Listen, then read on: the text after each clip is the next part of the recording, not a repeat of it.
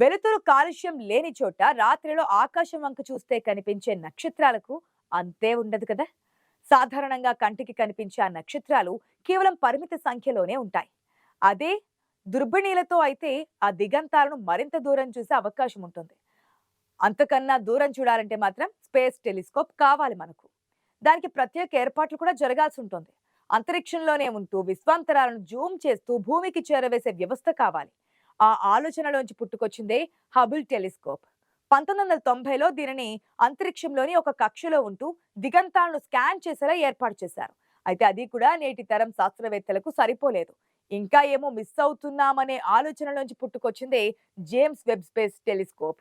దీనిలో విశ్వాంతరాల్లోని గ్రహాలే కాదు, కోట్లాది సంవత్సరాల నాటే గతించినటువంటి దృశ్యాలను కూడా చూసే అవకాశం లభించింది. అందుకే ఈ టెలిస్కోప్ ఏమన్నారంటే కాలంలో వెనక్కి వెళ్లి చూసేందుకు వీలయ్యే అత్యాధునిక super telescope. James Webb telescope లో చాలా ప్రత్యేకతలు ఉన్నాయండోయ్. పైగా ఇది అత్యంత ఖరీదైన పరికరం కూడా. కనీసం $10 బిలియన్ ఖర్చుతో 30 ఏళ్లు కష్టపడి తయారు చేశారు. దీనిలో సమకూర్చిన విలువైన సాంకేతిక పరికరాలతో విశ్వాన్ని అత్యంత లోతుగా వివరణాత్మకంగా చూపించే అవకాశం ఉంటుంది. వెబ్ టెలిస్కోప్ లో 6.5 మీటర్ల వెడల్పున్న గోల్డెన్ మిర్రర్లు, సూపర్ సెన్సిటివ్ ఇన్ఫ్రారెడ్లు పరికరాలు అమర్చబడి ఉంటాయి. వీటి సహాయంతో బిగ్ బ్యాంగ్ ఏర్పడిన 600 మిలియన్ సంవత్సరాల తర్వాత ఉనికిలో ఉన్న గెలాక్సీల వక్రీకరణ రూపాన్ని ఇది గుర్తించగలిగింది. ఇది మామూలు ఫోటోలతో పాటు ఇన్ఫ్రారెడ్ ఫోటోలు కూడా తీయగలదు. ఇన్ఫ్రారెడ్ అంటే అంతరిక్షంలో దుమ్ము, ధూళి, పొగలున్న అందులోంచి కూడా ఇవి స్పష్టంగా విజువల్స్ క్యాచ్ చేయగలదన్నమాట. అయితే ఒకటి, గెలాక్సీల నుంచి ఇవి అనేక వింతలు, విచిత్రాలు పంపిస్తున్నాయి, కానీ అవేవి నిజం కాకపోవచ్చు.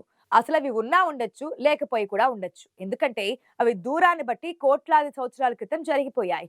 ఆ సంఘటనల తాలూకు కాంతి మనల్ని చేరేందుకు ఇంత సమయం పడుతుందన్నమాట. ఈ దృశ్యాలు మనకు చేరడం అయితే చేరుతున్నాయి, కానీ అవన్నీ ఎప్పుడో జరిగిపోయినవన్న సంగతి మరవకూడదు మనం. కాబట్టి అవేవి నిజం కావు. అలాంటి స్పేస్ టెలిస్కోపుల ద్వారా జరిగిపోయిన చరిత్రనే తెలుసుకుంటున్నాం, కానీ రియల్ టైం దృశ్యాలు అప్పటికప్పుడు చూడడం అసాధ్యం. జేమ్స్ వెబ్ టెలిస్కోప్ ను ప్రత్యేకమైన లాంగ్రాజ్ పాయింట్ వద్ద కక్షలో స్థిరపరిచారు. అది భూమికి 15 లక్షల కిలోమీటర్ల దూరంలో ఉంటుంది. అక్కడి నుంచి అయితే ఏది అడ్డు రాకుండా ఉంటుందని భూమికి అంత దూరంగా ఉంచారు. అది అంతరిక్షంలోకి పంపించిన సమయంలో అమెరికా అధ్యక్షుడిగా జో బైడెన్ ఉన్నారు. జేడబ్ల్యూఎస్టీ పంపిన తొలి చిత్రం ఆయనే విడుదల చేశారు. వైట్ హౌస్ నుంచి ప్రపంచానికి విడుదల చేశారు. అమెరికా గొప్ప పనులు చేయగలదని ఈ చిత్రాలు ప్రపంచానికి గుర్తు చేయబోతున్నాయి. మన సామర్థ్యానికి మించినది ఏదీ లేదని అమెరికా ప్రజలకు, ముఖ్యంగా మా చిన్నారులకు ఇవి గుర్తు చేస్తాయి అని బైడెన్ వ్యాఖ్యానించారు. ఇంతకు ముందు వరకు ఎవరూ చూడని అవకాశాలను మనం చూడొచ్చు. ఇప్పటి వరకు ఎవరూ వరని ప్రదేశాలకు మనం వెళ్ళవచ్చు అని బైడెన్ వ్యాఖ్యానించారు. కానీ అదంత తేలికగా సాధ్యమయ్యే పని కాదు. ఆయన విడుదల చేసిన అంతరిక్షం ఫోటో గెలాక్సీల సమూహానిది. ఈ సమూహం SMACS 0723 అనే పేరున్న ఓలాన్స్ దక్షిణార్ధగోళంలో ఉంది. ఈ గెలాక్సీల సమూహం భూమికి 460 కోట్ల కాంతి సంవత్సరాల దూరంలో ఉంటుంది. అది ఇప్పుడు ఉందో లేదో కూడా తెలియదు. జేమ్స్ వెబ్ టెలిస్కోప్ దీనికి 2 ప్రధాన లక్ష్యాలున్నాయి. అందులో ఒకటి, 1350 కోట్ల సంవత్సరాల క్రితం ఈ విశ్వంలో తొలిసారిగా మినుకుమన్న నక్షత్రాలను ఫోటో తీయడం. ఇక రెండోది, ఇతర గ్రహాలు నివాస యోగ్యంగా ఉన్నాయో లేదో గుర్తించడం. ఆ ఫోటోలో కనిపిస్తున్న చిన్న చిన్న చుక్కల కాంతి సెకనుకు 1,86,000 మైళ్ల వేగంతో ప్రయాణిస్తూ మనల్ని చేరుకుంటోంది. ఆ చిన్న మచ్చల్లోని ఒకదానిపై మీరు చూస్తున్నటువంటి కాంతి 13 బిలియన్ సంవత్సరాలకు పైగా వేగంతో ప్రయాణిస్తుందిట. ఈ విధంగా మనం మరింత వెనుకకు వెళ్తున్నాం. ఇది మొదటి చిత్రమే. అది 13.5 బిలియన్ సంవత్సరాల వెనక్కి వెళ్తోంది.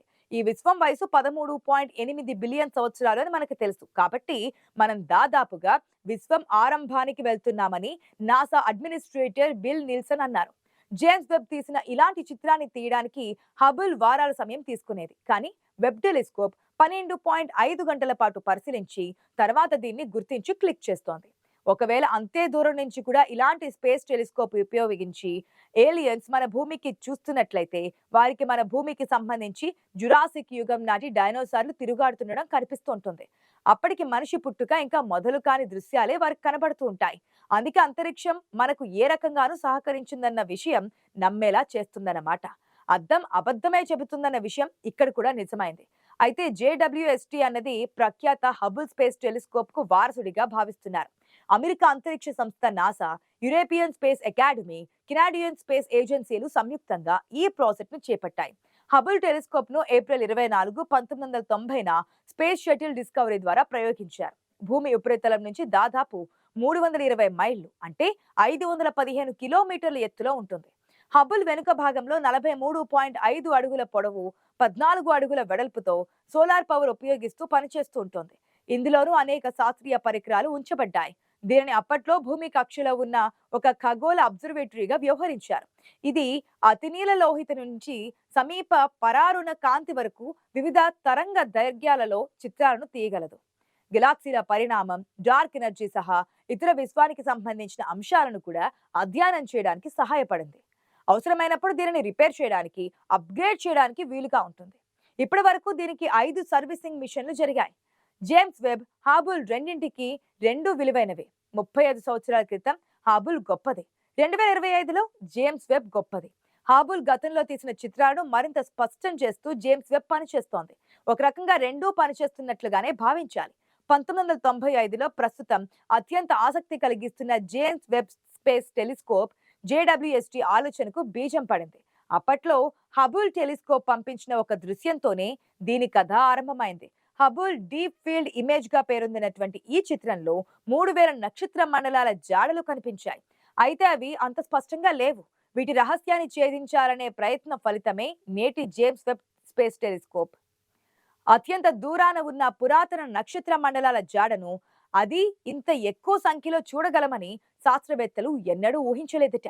దీంతో ఖగోళ రహస్యాలను ఇంకాస్త లోతుగా శోధించాలని ఆసక్తి పెరిగిందట. అయితే ఇందుకు హబుల్ టెలిస్కోప్ దృశ్యాల స్పష్టత సరిపోదు. దీంతో కొందరు శాస్త్రవేత్తలు నెక్స్ట్ జనరేషన్ స్పేస్ టెలిస్కోప్ల తయారీకి నడుం బిగించారు. అదే చివరికి జేమ్స్ వెబ్ స్పేస్ టెలిస్కోప్ గా మారింది. అపోలో అంతరిక్ష ప్రయోగ రూపకల్పనలో పాలు పంచుకున్న జేమ్స్ ఈ వెబ్ పేరునే దీనికి పెట్టారు. హబుల్ టెలిస్కోప్ వారసత్వాన్ని కొనసాగించడానికి రంగంలోకి దిగుతున్న దీన్ని పొట్టిగా వెబ్ అని పిలుచుకుంటున్నారు. వెబ్ టెలిస్కోప్ 1350 కోట్ల సంవత్సరాల వెనక్కి సునాయాసంగా చూడగలదు. విశ్వం తొలినాళ్లలో చీకట్లోంచి నక్షత్రాలు, నక్షత్ర మండలాలు పుట్టుకొస్తున్న తీరును కళ్లకు కట్టగలదు. వందల కోట్ల ఏళ్లుగా నక్షత్ర మండలాలు ఎలా కలిసిపోతాయనేది అర్థం చేసుకోవడానికి ఉపయోగపడగలదు. వెబ్ టెలిస్కోప్ పురుడు పోసుకున్నప్పటి నుంచి దీని సాకారం ఊగిసలాటలోనే ఉండిపోయింది. దీన్ని 2007లోనే ప్రయోగించాలని అనుకున్నా ఏళ్లకు ఏళ్లుగా వాయిదా పడుతూ వచ్చింది. అసలు ఇలాంటి టెలిస్కోప్ ప్రయోగం సాధ్యమే కాదని చాలా మంది అనుమానించారు కూడా. దీని విశ్వం ఏర్పడినప్పటి తొలి నక్షత్రాలను చూసేలా టైమ్ మిషన్ తరహాలో రూపొందించడమే కాలయాపనకు దారితీసింది. దీని నిర్మాణానికి $50 కోట్ల ఖర్చు అవుతుందని మొదట్లో భావించారు. అత్యంత సంక్లిష్టమైన వినూత్న డిజైన్ తో కూడినటువంటి దీన్ని పూర్తి చేయడానికి సుమారుగా $730 కోట్ల ఖర్చయింది. అయితేనే ఖర్చు పెట్టినా దానికన్నా వెబ్ ఎన్నో రెట్లు ఎక్కువ ఫలితాలను సాధిస్తోంది. 400 ఏళ్లలో కనుగొనే విషయాలను 1 దశాబ్దంలోనే గుర్తించొచ్చని ఆశిస్తున్నారు. అందుకే సమయం ఎక్కువ తీసుకున్నా, ఖర్చు ఎక్కువైనా వెనుకాడకుండా అధునాతన పరిజ్ఞానంతో వెబ్ ను రూపొందించారు. వెబ్ టెలిస్కోప్ వినూత్నమైన, విశిష్టమైన పరికరం అనడంలో ఎలాంటి అతిశయోక్తి లేదు. అంతరిక్షంలోకి ప్రయోగించనున్న అతిపెద్ద టెలిస్కోప్ ఇదే. హబుల్ టెలిస్కోప్ కన్నా దీని విస్తీర్ణం 2.5 రెట్లు ఎక్కువ. కాంతిని గ్రహించడానికి తోడ్పడే దీని ప్రధాన అద్దం 6.5 మీటర్ల వెడల్పు ఉంటుంది. విస్తీర్ణంతో పోలిస్తే దీనికి కాంతిని గ్రహించే శక్తి చాలా ఎక్కువ. సూర్యుడి వైపు ఉండే టెలిస్కోప్ భాగం 85 డిగ్రీల సెంటీగ్రేడ్ వరకు వేడెక్కే అవకాశం ఉంది. అందుకే టెలిస్కోప్ దెబ్బతినకుండా 5 పొరలతో ప్రత్యేక రక్షణ కవచాన్ని ఏర్పాటు చేశారు.